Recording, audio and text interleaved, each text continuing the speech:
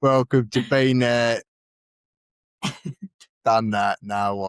My name is Terry. And I'm Claire, and this is a podcast where we talk honestly about life as it really is. And forget what we're meant to be doing. Yeah, where we're really at.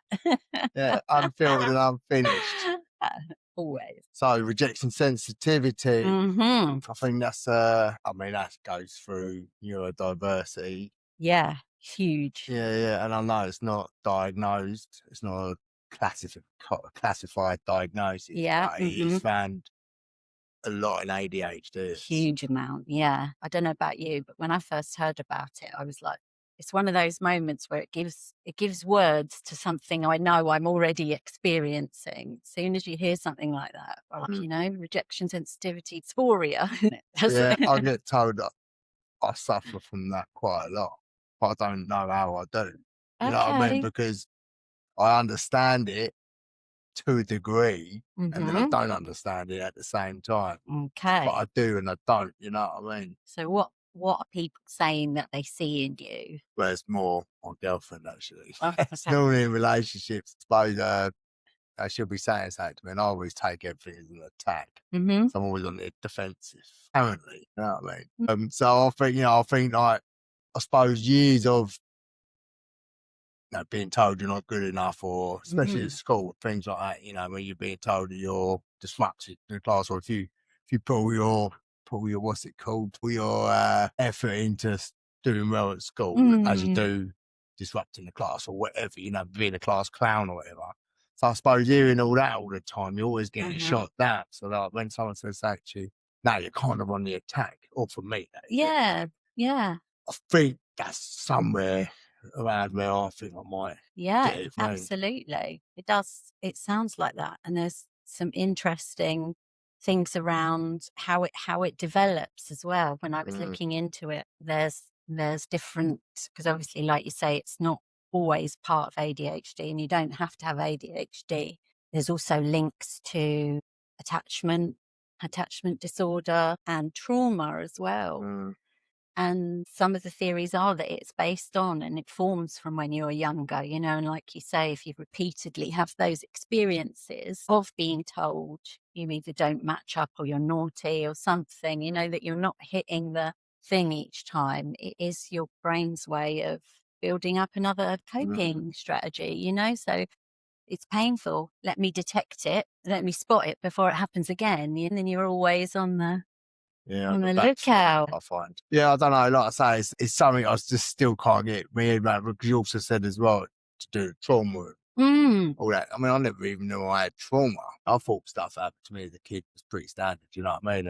And I think some of that also comes in with the rejection sensitivity. So, my mum buggering off when I was younger, and that's the attachment as well, isn't it? You know what I mean? So all of that builds up to just make you feel that you're always on guard. You don't want to open yourself up to outside hurt and stuff. You kind of close yourself off, and you're always for me, I'm always on the defensive, because I feel that I think I've always been on the, You've got to fight back, haven't you? You've got to fight your corner, because otherwise, if you keep taking it, even if it isn't what's meant by people, and we're just hearing it as a constant attack, you can't keep taking it, can you? Otherwise, there's only two ways you can go with that. You take it all in, you're worthless, and you implode with it, or you've got to fight back, and at least bat some of them back to survive, and it can. I get that. I really relate to that, kind of ready to react, ready to defend myself. But I feel like that came from not defending myself for a long time, and actually going quite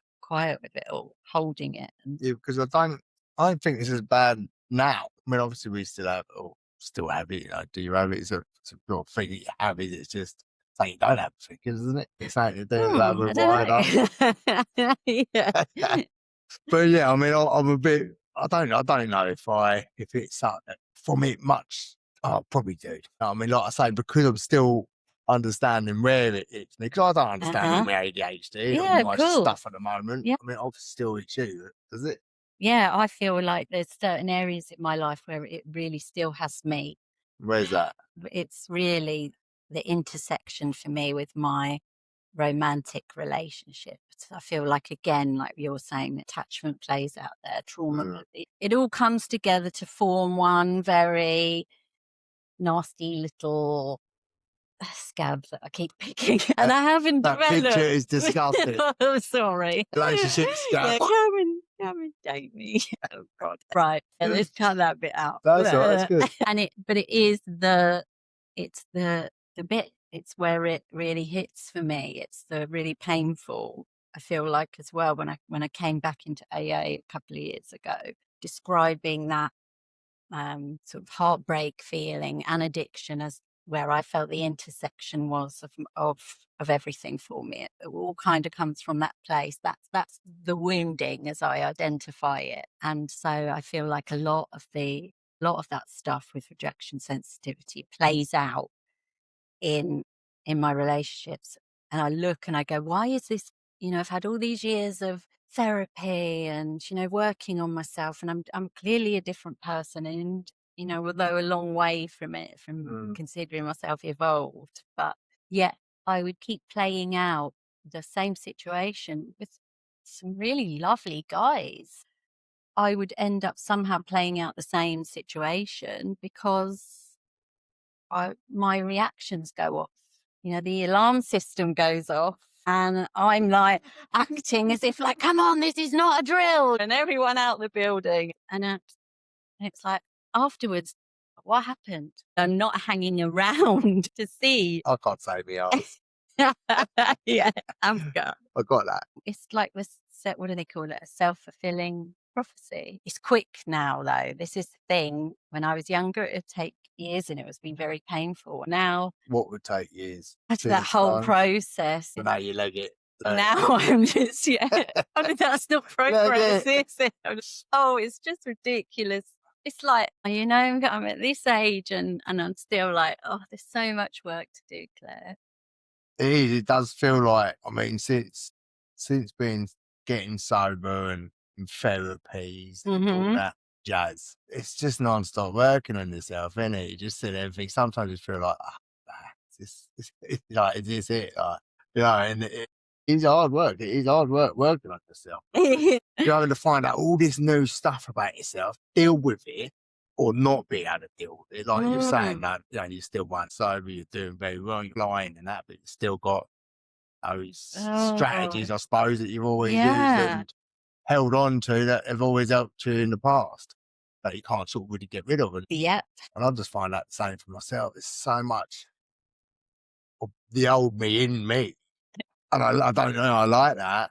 You know what I mean? But it's just trying to figure out what parts that you want to keep hold of and what parts can you get rid of and what parts just you can't get rid of because they make you and protect you. And I wonder if that's it now. We're kind of down to the bare bones of it. It's the stuff we haven't wanted to address now. And that's why they feel like, because this, the easy stuff, or the easier bits. It's like ADHD cleaning, isn't it? Or task doing. Yeah. You can do all the bits that are all right, maybe a bit fun, maybe a bit, Yeah. But the stuff that is provoking washing outside a reaction, stuff that's got you like, ooh. That's my running a Hoover. I don't even know what I like doing, but yeah, I've got a robot Hoover. I don't even switch that on for weeks. That goes into the I'll switch on button. I always wanted one of them. I had a virtual office with one of them headset things, and I had one of them ones in the virtual office. You could see it all. Virtual office. Yeah, it was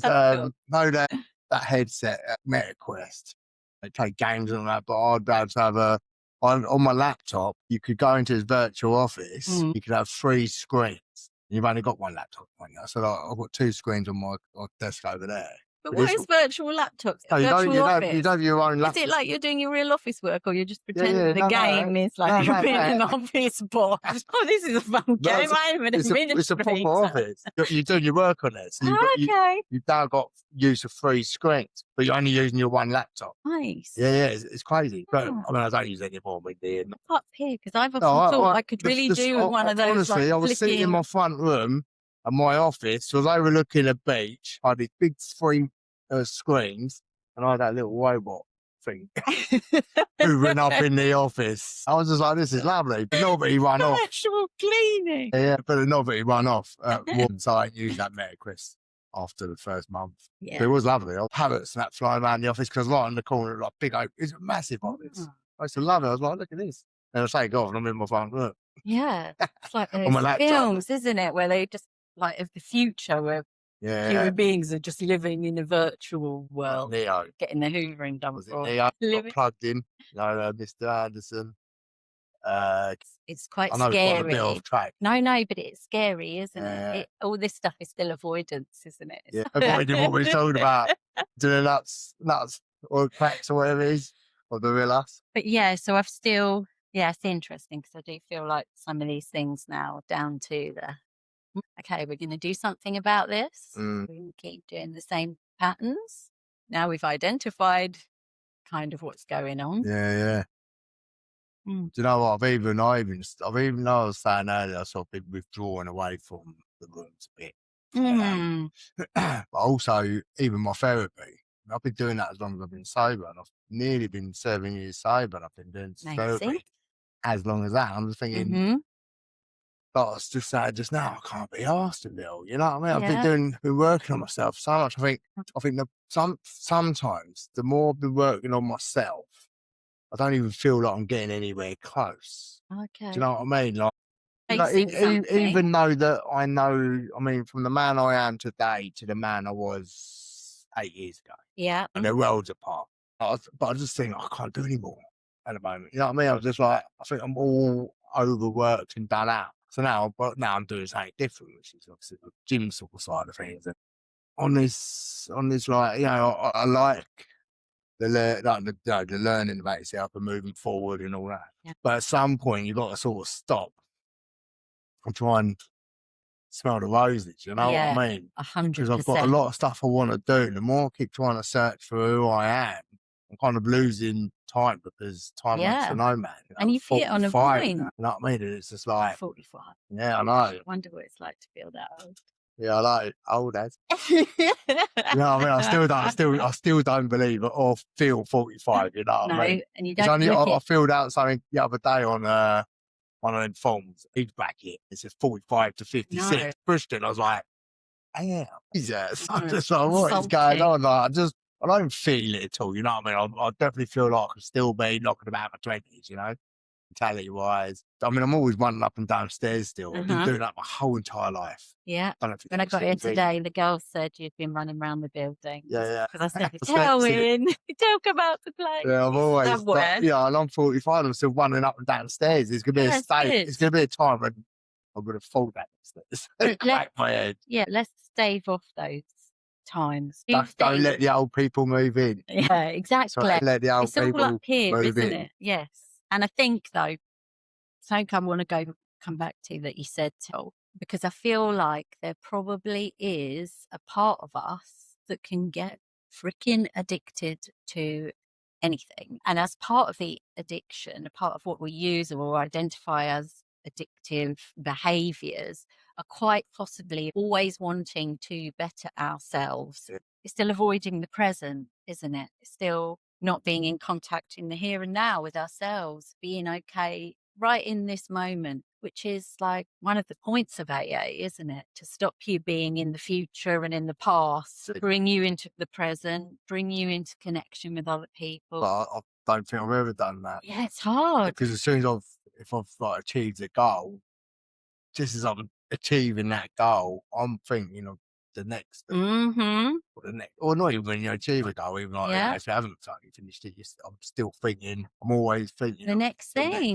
Yeah. You know what I mean? And I get that. I wonder if that is because there's obviously it's hard, isn't it? I mean, you're talking about addiction, ADHD, talking about the person we are. Like, I don't even know what bit of me, what does what, you know what I mean? It's just like, all right, what's my personality? What's this? What's that? You know what I mean? It's just like a bit of trauma, a bit of this. Yeah. And then you hear attachment disorder, and then there's other stuff going on. And then I learn about physiological things, and I think, oh, well, that's a And I just said I wonder why I drank. Yeah. You know what I mean? Shut that whole head up. Gosh, forget about it. But, and, it's not what I want to be, but it's It's a lot, isn't it? You It know is what I a mean? lot. And I think that constant chasing for something, what is it? If you Exactly. had to, and I'm putting you on the spot here, later, because I'm thinking it myself as I'm saying it.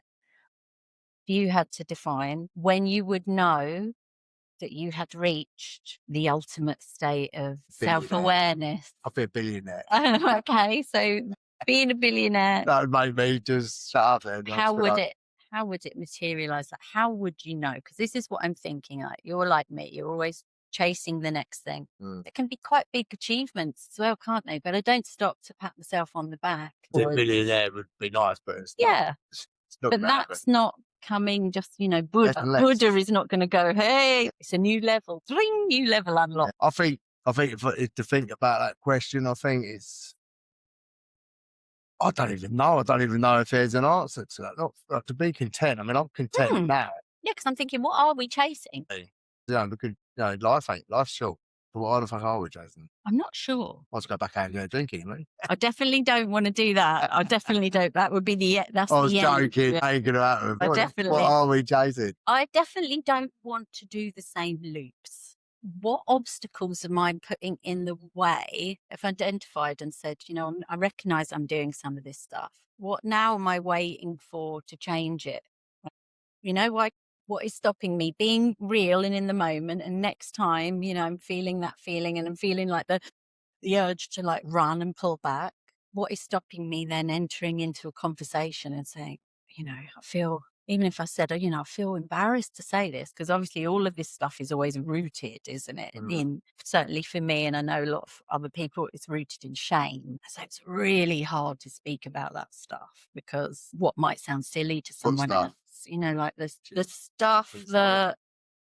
stuff that we don't want to show anyone and how that plays out in real time. I think the way for me now is to be brave enough to have the conversations instead of like thinking, I need to go back into therapy now for another 18 months and deal with this and deal with it. Is it time now for me to kind of take the stabilizers off myself? I've got the tools. I know what needs to be done just because it's uncomfortable again. But it's like, if I don't change the behavior, it's always going to own me. I'll never have crossed the bridge to somewhere new. I'm always going to be like. So basically, you got to start taking them stabilizers off. Exactly. It's like a kind of answer, Joanne. Yeah. So rejection sensitivity is like, I'm feeling it. And instead of like treating it like it's going to be the worst pain ever again and overwhelm me.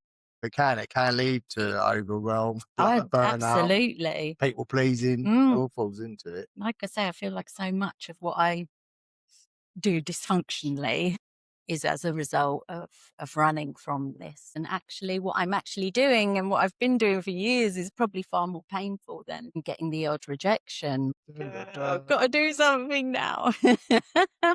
Well, I think for our lovely viewers out there, direct message us. So, do you feel rejection sensitivity?